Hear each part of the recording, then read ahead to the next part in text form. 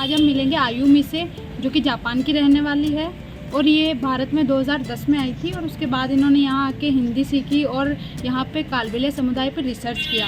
और आज हम इनसे ये भी जानेंगे कि रिसर्च में क्या क्या मुद्दे निकले हैं, जैसे कि उनको रहने की क्या दिक्कतें हैं, कैसे वो लोग रहते हैं, क्या खाते पीते हैं। और इन्होंने राजस्थान में ज़्यादा रिसर्च किया है और घूमने में ये बाड़मेर, जोधपुर, जैसलमेर और अजमेर ये ज़िलों में घूमी है। सबसे पहले आई थी 2010 में, इसी टाइम में एमए स्टूडेंट थी, पहला साल थी।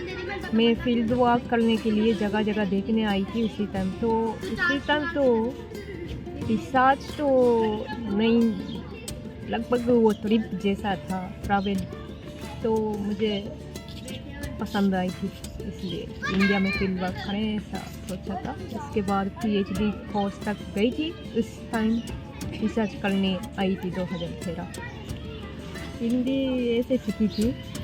सबसे पहले मैंने जापान में और हिंदी का कोर्स था, वहाँ जाके सीखी थी। लेकिन ये तो बिल्कुल क्या वो प्रोफेशनल नहीं था, बस वो नमस्ते या और लिख कैसे लिखना है इसको सीख सकी थी धीरे धीरे ना। मैं उसी टाइम DU में एफिलिएशन की थी, तो DU के हॉस्टल में रहती थी। तो वहाँ पे बहुत सारे इंडियन लोगों से बात की, कभी कभी मजाक कहते हैं, ऐसा करके धीरे धीरे आई। मैंने किया था वो कालबेलिया लोगों के बारे में। उनके क्या क्या इश्यूज़ थे, आप थोड़ा बताओगे उनके बारे में?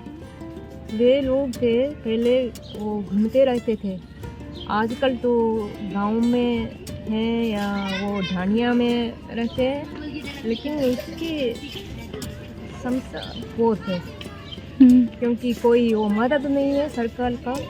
और ये ज़्यादातर प्रॉब्लम था कि वो जोधपुर साइड और अजमेर वगैरह दूसरी जगह में कालबेलिया लोग तो खुद को कालबेलिया बोलते थे, लेकिन जैसलमेर और बाड़मेर साइड खुद को जोगी बोलते थे। तो ये प्रॉब्लम था कि जोगी तो OBC है, कालबेलिया SC, इसलिए जोगियों को जो खुद बोलते हैं जोगी, लेकिन कालबेलिया से शादी करते हैं। वो क्या है, धंधा भी सेम, सपेरा जैसा काम भी पहले करते थे, ढूंढते रहते थे, सब सेम है, लेकिन नाम अलग था।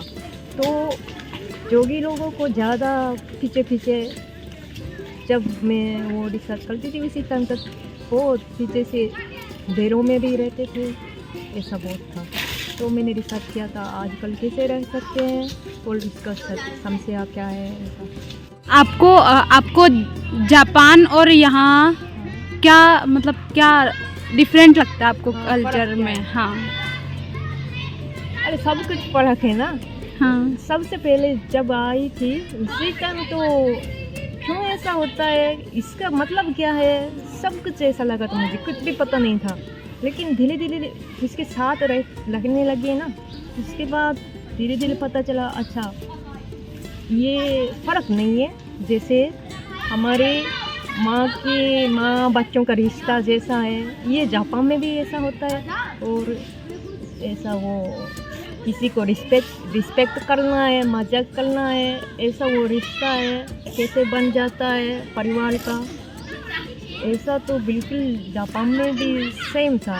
सबसे पहले तो डिफरेंट बहुत था, सब कुछ डिफरेंट। लेकिन धीरे धीरे पता चलता कि ज़्यादा डिफरेंस नहीं है, वो भी इंसान है, हम भी इंसान हैं, तो इंसान का रिश्ता कैसा बनना है ये तो सेम टू सेम।